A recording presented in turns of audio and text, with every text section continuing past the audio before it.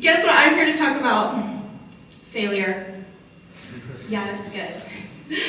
It's not the most fun word in the world, but it's one that we are all very familiar with. I want you to think back to the last time you failed. Was it last month? Was it last week? Was it today? And chances are it probably wasn't an amazing experience. Maybe you got a C instead of an A on a project. Maybe you didn't make the varsity sports team, or maybe you didn't get the dream job that you wanted. Regardless of whatever it may be, it's hard because in life, the possibility of failure is inevitable. But what I'm here to talk to you about today is to prove to you that failure is actually awesome. Shocking, I know. But through my story of attempting to win the Miss Texas pageant and failing to do so every single time, I want to show you that failure is able to mold our lives in a way that's positive and inspiring and will change your life forever. So before I even begin, a lot of you guys are probably like, pageants, what are those? So I'm gonna give everyone some brief context on pageantry. I competed in the Miss America system. For those who don't know, it is the most iconic pageant in the United States, dating back to 1921. The women compete in a 10-minute private interview, onstage question, talent, evening gown, and the winner receives thousands of dollars in scholarships to further her education, and she also spends a year traveling the state or country, educating people on her social impact initiative. Now here's the tough part about pageants. The scores are entirely subjective, meaning that you can never train hard enough to win, like you could with running or swimming. It is literally a competition based on likability and the feeling that the judges have about the women that they see. And there's a different set of judges with a different set of feelings every single year. So while the chance of failure is high in every competitive arena, in pageantry, it's both high and it's also completely out of the competitor's direct control. In 2021 and 2022, my first 2 years of failing, I only advanced to the top 12 semifinal round against the 50+ other women. Now, you might be thinking, Nicole, I mean, when the odds are 2% chance of winning, like that's not half bad, right? And that's true. And in terms of accomplishments, it was amazing that I had made it to the top 12. But here's why I consider it a failure. It wasn't that I hadn't won Miss Texas those 2 years. It was that I didn't even believe I could win Miss Texas. In fact, I remember being shocked. My name was even called into the top 12 because I felt unworthy of being there. And looking back, that's crazy, because now I look in the mirror and I know that I'm a smart, beautiful, kind, confident, awesome woman who had every right to be there. But at the time, as a young 20-year-old, 21-year-old, I believed this negative narrative in my head. And you know what it told me? It told me you're not smart enough. You're not capable enough. You're not talented enough. You're not enough. And if I didn't believe I was gonna win Miss Texas, how in the world was I gonna get 9 random strangers who were my judges to believe that I could either? So that's where I learned my first lesson from failing in pageants. If you don't believe in yourself, nobody will. Okay, it's a tough lesson, or it's a simple concept, but it's hard to actually practice in your life, right? But for example, for this talk, if I come up here and I'm like this, and hey guys, yeah, I'm gonna give it, y'all would be so worried. You'd be like, oh, this is gonna be a hard 10 minutes, okay, she needs to go. Like, the self-belief is at level 0.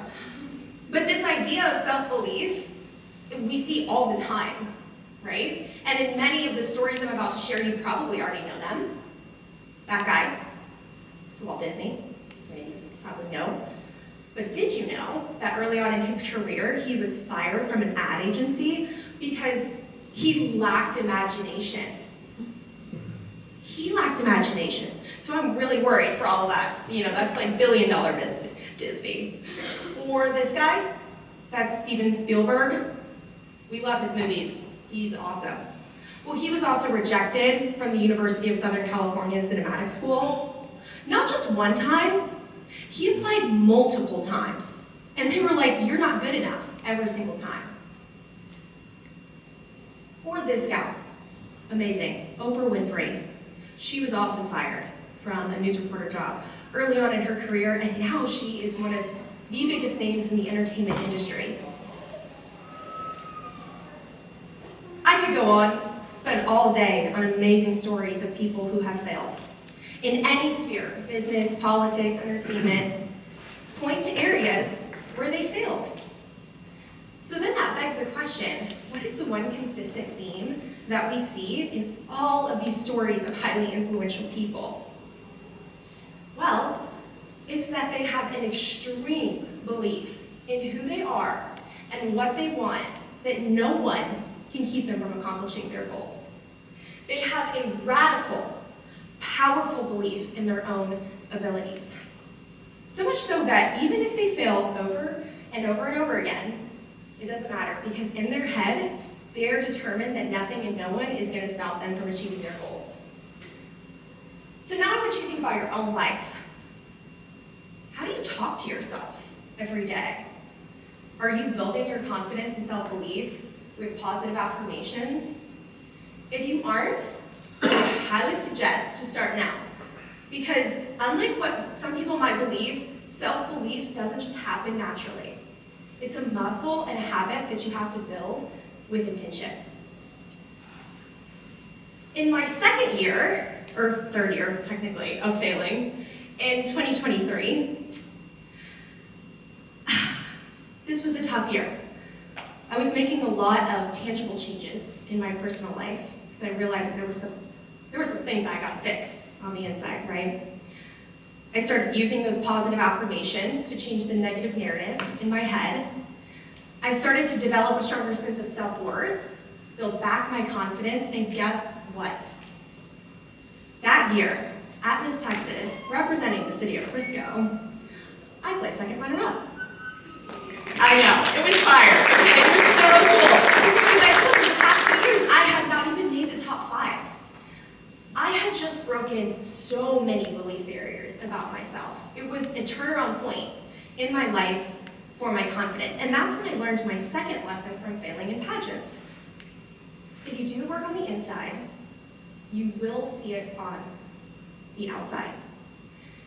I remember dozens of people coming up to me that year, and they were like, Nicole, girl, what is in the water you're drinking? You're confident, and you're bright, and you're joyful, and it was so true. I had done all of those because I had changed what was happening in here.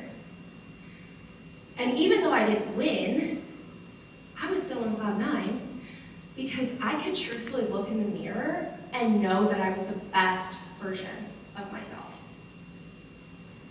So when do you like yourself the best? If I had to guess, it's probably when you're turning assignments in on time, when you're treating people well, when you exercise and eat well, but most importantly, when you do the things you say you're going to do.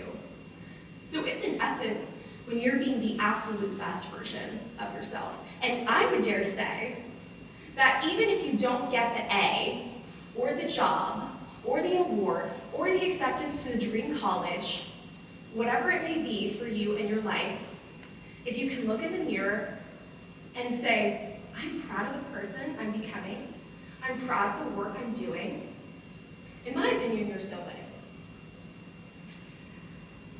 Finally, that brings us to the fourth and final year of failing in pageants. And that was in 2024, this last year. I had just come off of a second runner-up win, and let me tell you guys, I was feeling confident. Okay, a little too confident. Unfortunately, I let the success of the previous year get in my head, and if I'm being honest with myself, I didn't prepare for the competition as well as I could have. There were also a lot of voices around me that year saying, you're the favorite to win, Nicole, we want you to win, girl, you got this in the bag. And it was all meant in a good way, but my brain took that as the mental allowance to take my foot off the gas and coast. So when I showed up to Miss Texas that year, I got the very unpleasant surprise, but one I should have seen coming, reality check that coasting in life doesn't get you anywhere. So that's where I learned my third lesson from failing in pageants. If you don't do the work, you won't reap the reward. Later that week, on Saturday night, I was so honored to be placed as fourth runner-up. But I was deeply disappointed with how I performed. And you guys can imagine, okay, 4 years of my blood, sweat, and tears, and some glitter into this whole situation. I was devastated. I wanted to win so badly.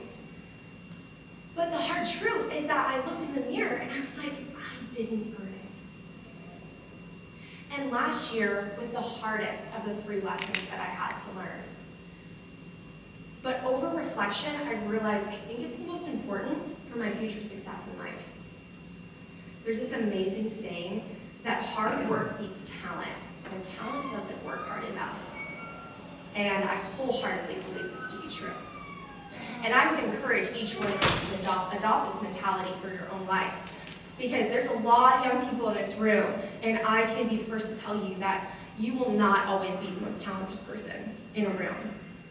But you can darn sure be the hardest worker. And 9 times out of 10, that's going to serve you well. 4 failures, 3 invaluable life lessons learned, and truthfully, I'm so glad I did pageants. I earned thousands of dollars in scholarship money, I made lifelong friendships, but most importantly, I learned the characteristics that I need to be the best version of Nicole. Doing hard things isn't always fun, and you aren't always going to win or succeed at them, but what I want to leave you with today is the encouragement to do them. The sport, the job, the organization, the hobby, do it. Get out of your comfort zone, be willing to fail, because you never know what you might learn or how that might impact your life for the better. Thank you.